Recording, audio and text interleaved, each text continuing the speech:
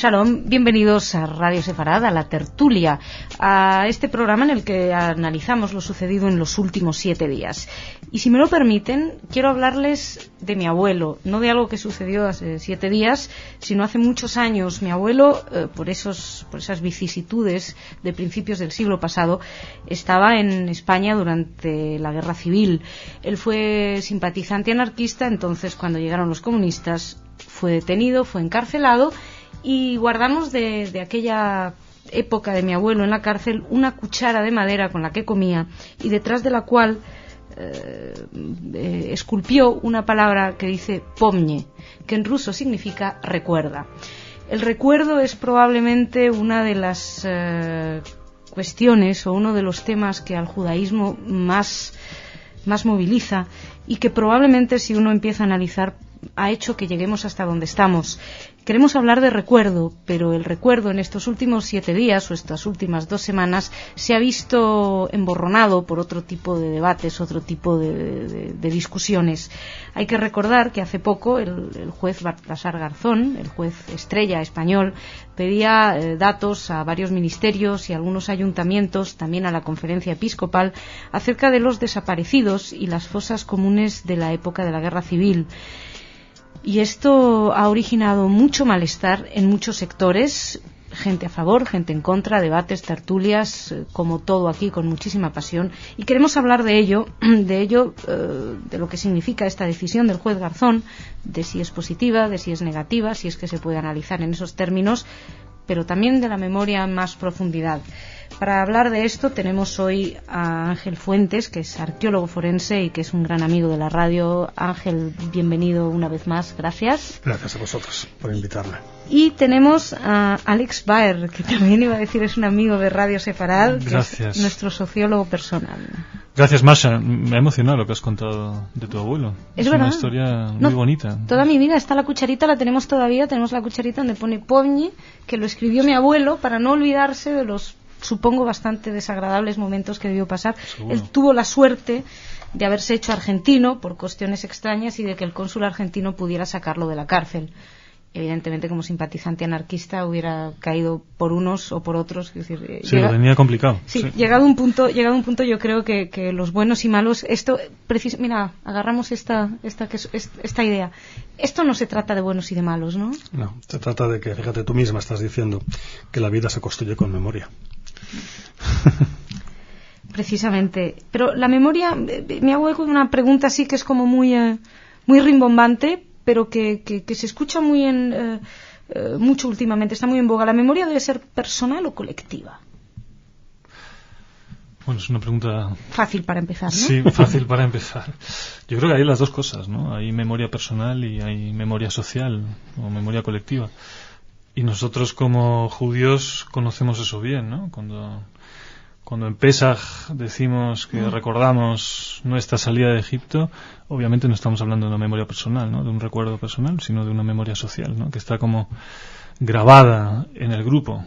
Y quizás, yo creo que eso sí es importante. Y yo cuando leo estos debates, y sobre todo el rechazo que genera el tema de la memoria histórica en España por ciertos sectores, yo sí que pienso en lo importante que es para nosotros la memoria y cómo esto choca por completo con la visión que nosotros como judíos tenemos de la memoria histórica, ¿no? O de la memoria social. Es decir, la memoria no necesariamente como un interés documental en el pasado, que también en este caso yo creo que es fundamental, pero la memoria como una herramienta que nos permite iluminar el presente, ¿no? Que nos hace interpretar el presente, interpretar circunstancias nuevas. Eso es de lo que se trata.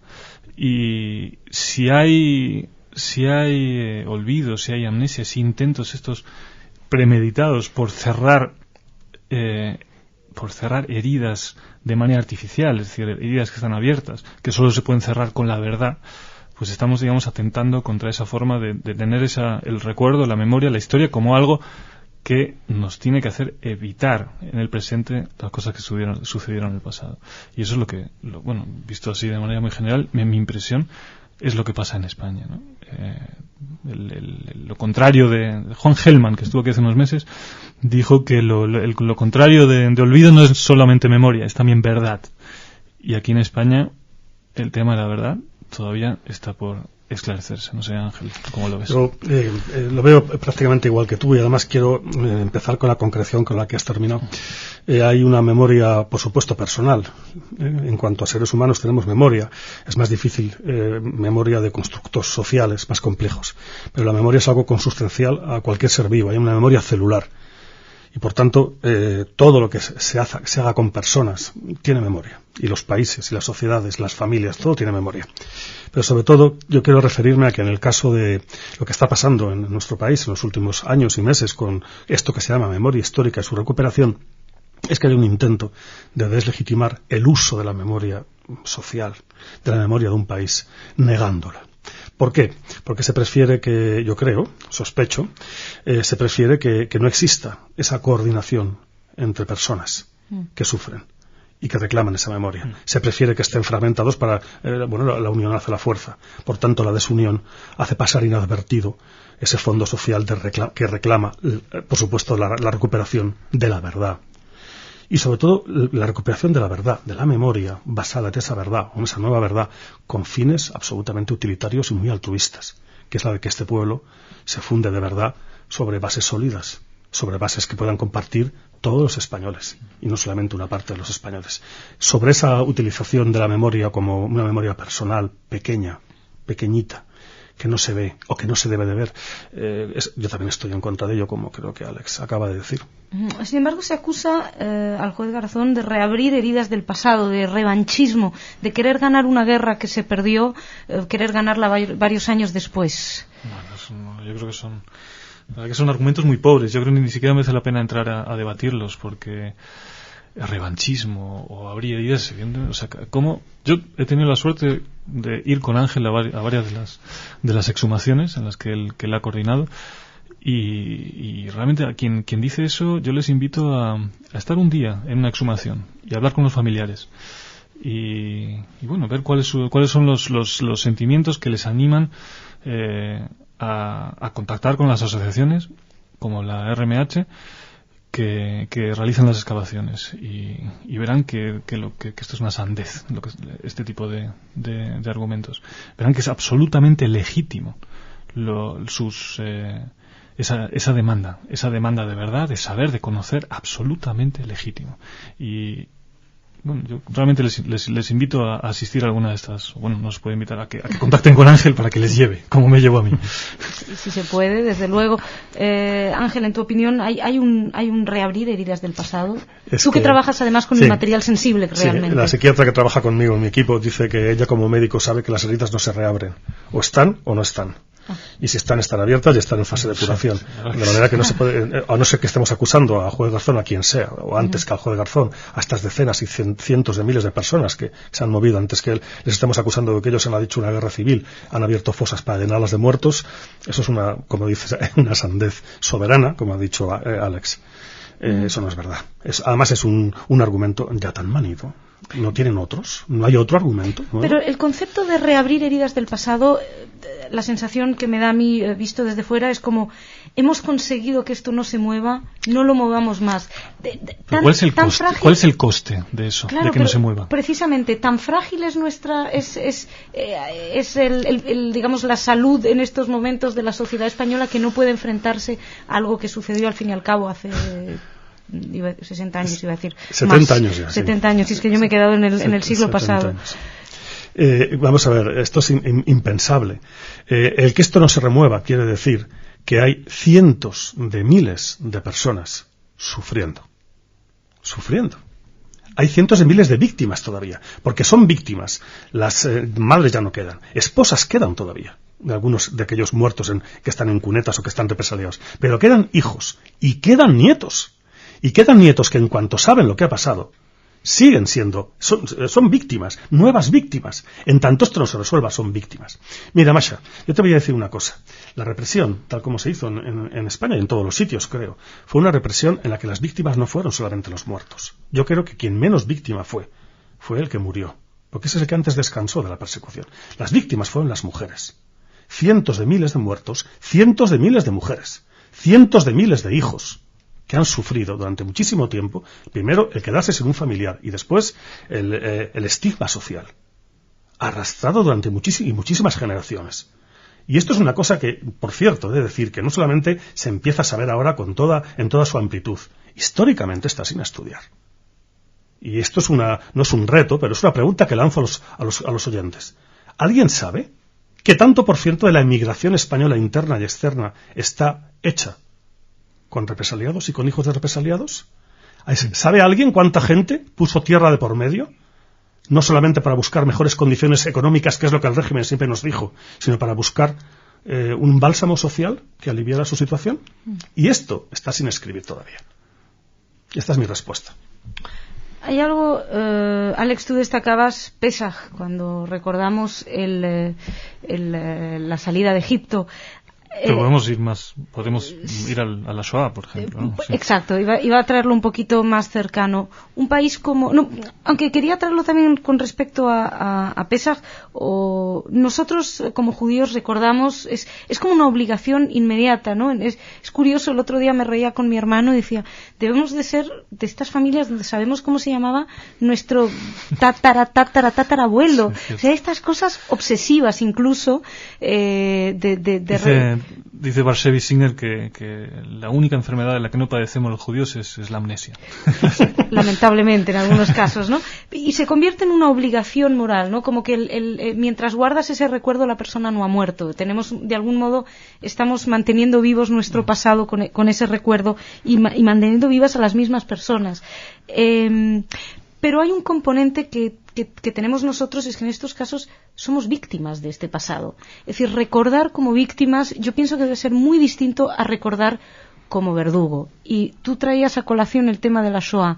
No es lo mismo recordar la Shoah para todos nosotros, que evidentemente el judaísmo, yo creo que todas las generaciones posteriores nos hemos formado también con ese peso encima, ¿no? Decía Jodorowsky una vez que todavía los bebés que nacen hoy siguen siendo víctimas de la Shoah. No es lo mismo que el recuerdo que ha tenido que hacer, por ejemplo, Alemania. Alemania ha tenido que hacer un recuerdo muy doloroso también, en el cual ellos eran los perpetradores de la mayor masacre, la mayor carnicería que se ha cometido en la faz de la tierra. De algún modo, no quiero comparar guerras civiles y segundas guerras mundiales, pero puede ser que escuece al que fue el malo.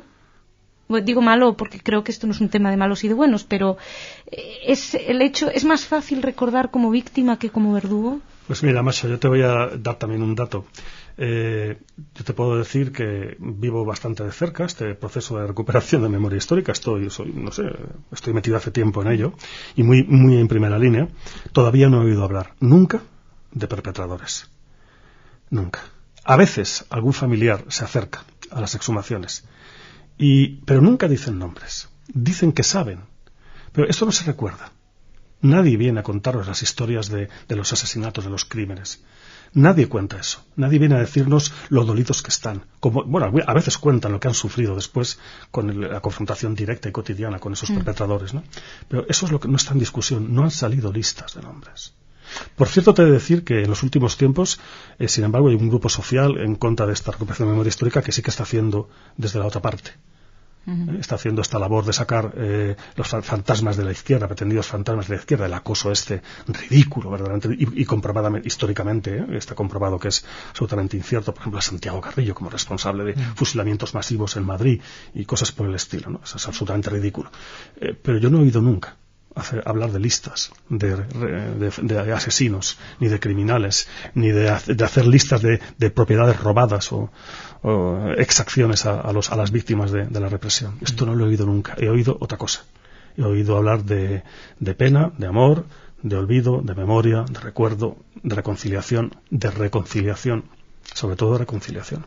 Ahora, pero esto solamente es posible si se accede realmente a realizar, pues eso, a identificar, a facilitar a los familiares el acceso a la información, a conocer y a dar sepultura a quienes están todavía en las fosas. O sea, esa es una condición. Es una cosa totalmente... O sea, que me parece increíble, ¿no? Que hayamos llegado al punto y que haya un sector sociológico en España que ese discurso que niega a esas personas ese derecho. Me parece preocupante. Me parece preocupante porque también, quizás esto lo podemos relacionar con la cuestión de la memoria judía. O sea, la memoria judía ha tenido un proceso que es una memoria muy singular, muy literal, ¿no? Como decías tú, la memoria de las víctimas o la memoria de la Shoah, a una memoria con una vocación más abierta, más inclusiva, más cívica, que justamente yo creo que es como la secularización de esta idea previa que decíamos, ¿no? De que la memoria tiene que iluminar el presente, tiene que hacernos, como decía Benjamin, ¿no? Advertirnos sobre el recuerdo en el instante de peligro. Eso es memoria judía, y eso se ha secularizado en el sentido de la memoria cívica cuando hoy se conmemora el día 27 de enero. En España hay resistencia a eso. Hay una resistencia clarísima. ¿Por qué? Porque, y la memoria de la Shoah apunta. O sea, si en España el 27 de enero se conmemora la Shoah y en el encendido de velas participa un republicano prisionero de Mauthausen, es porque evidentemente la memoria de la Shoah apunta también a la memoria del fascismo, a la memoria del franquismo. Y eso, lo preocupante aquí es que hoy en día haya un sector de la población que no haya sido capaz de poner, de distanciarse de ese pasado. Eso es lo que a mí me sigue sorprendiendo. La derecha española, yo no dudo que sea democrática, es una derecha democrática, pero sin embargo todavía no ha conseguido distanciarse lo suficiente de ese pasado, porque es que ese discurso que sigue manteniendo solamente es explicable en cuanto a que se considera el heredero de esa. Yo, si me permites, querría añadir sobre esto alguna matización. Yo creo que la derecha española, en cuanto a derecha formal, a derecha política, está manteniendo una posición de equilibrio muy complicada. Pero creo que no tenemos muchas quejas tampoco de cómo está actuando formalmente. No están haciendo, ni están echando leña al fuego, están, creo que, capeando temporales a veces con muchísima dignidad, creo que con muchísima conciencia cívica, creo que mantienen una postura bastante equidistante, lo cual incluso es beneficioso desde el punto de vista político, a no ser que ellos decidan que son los herederos de aquella España que hemos decidido todos que no es la España sobre la que sale nuestra sociedad. Sería un sector muy pequeño. Efectivamente. El problema está en que la derecha no es solamente la política, es una derecha sociológica, y esto es lo que me tiene muy preocupado. Absolutamente irredenta, crecientemente enfadada, crecientemente activa. Estamos asistiendo en las últimas semanas, meses, pero sobre todo en las últimas semanas, desde que Garzón dio el campanazo mediático que ha dado, estamos asistiendo a un auténtico asalto desde algunos medios de comunicación que tiene tintes de casi golpismo.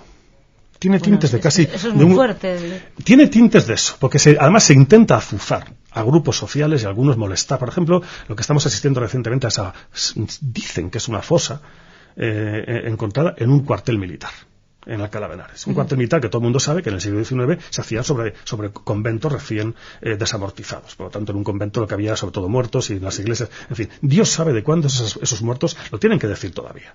Todavía estamos esperando que a fin de mes den el resultado. Pero en fin, sea como sea, ya se ha decidido que esto es una fosa de una checa donde puede estar André Unín, y ya se montó con ello un buen follón, pero en todo caso es una checa de represión de izquierdistas, y se mete al ejército por medio, y esto da la impresión que se pone el ventilador delante de la porquería. Y esto desde un punto de vista, nada más, hay muchos más ejemplos de este tipo, ¿no? Pero, a mí esto me parece imperdonable. Pero me quedo con esto último que has dicho. Si se descubriera una fosa, efectivamente, provocado por la izquierda, etcétera, sí. Esta ley precisamente, esta decisión de Garzón sería para todos, ¿no? Claro. No pero para unos. Claro, pero mira, ahí está la diferencia esencial. La diferencia esencial que subyace en todo este debate. Mira, desde hace 70 años, una parte de esas víctimas, y vamos a poner sobre la mesa que sean 50% del mismo lado, que es mucho suponer, y que la represión fuera igual, que es mucho suponer, y que históricamente aquello fuera equiparable, que es también bastante suponer, en todo caso habría que estudiarlo todavía. Mira, la diferencia está en que al acabar la guerra, todos los muertos de una parte fueron convenientemente exhumados, enterrados, su memoria guardada. Se hizo exégesis de ello, se les hizo prácticamente santos. Algunos se siguen haciendo santos, y solamente algunos, y los demás siguen en las cunetas. Las beatificaciones. Sí, me estoy refiriendo, por ejemplo, a esto, y no tengo nada en contra de estas beatificaciones. Me parece muy bien que la Iglesia haga lo que crea pertinente. También sé que no solamente murieron curas y monjas de un bando, murieron también muchos otros de otro bando. ¿Qué oportunidad se ha perdido para hacerlos también santos, ¿no? Creo que también ellos dieron razón de fe, como dice la Iglesia, que hicieron estos que han beatificado este verano, ¿no? Pero quiero decir que todos los demás siguen, no solamente en fosas comunes y en carreteras y en cunetas, siguen sin rehabilitar, siguen siendo considerados facinerosos, criminales. Y si tú, como nieta de una de estas personas, te encuentras un día en un juzgado que tu abuelo ha matado y es un criminal, ¿cómo estamos consintiendo esto? ¿Por qué lo que vale en otros países? ¿Por qué lo que este proceso de rehabilitación social e histórica que se ha hecho en Latinoamérica, que se ha hecho en la ex Yugoslavia, que se ha hecho en sitios como Ruanda, con programas perfectamente elaborados y que están funcionando? Hay que destacar que en Ruanda tuvieron un gran apoyo de Israel para ese proceso. Claro. ¿Por qué aquí no? ¿Por qué no va a funcionar esto? ¿Quién, qué parte social de esa derecha va a imponer al resto de la sociedad que esto no sea así? Cuando de verdad te digo que la experiencia es que la memoria histórica, cuando se lleva a la práctica, no genera ni de lejos esa diatriba o esa confrontación que pretenden decirnos. Al contrario. Ángel ha hablado sobre todo, hemos mencionado a los familiares, que son, digamos, los que inmediatamente tienen legítimamente ese derecho.